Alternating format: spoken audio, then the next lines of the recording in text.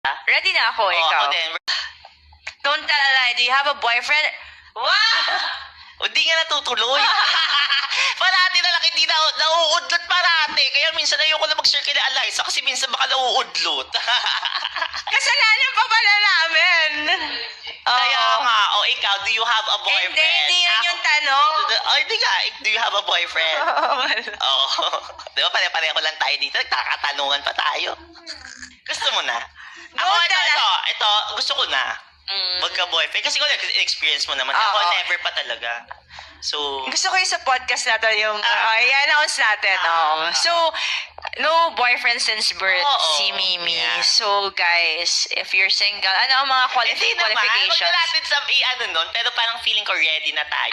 Ready ka na ba? Ready na ako, ikaw. Ako din, we're ready for new chapter in life. Yes. Hindi talaga yun yung don't tell a lie. Okay.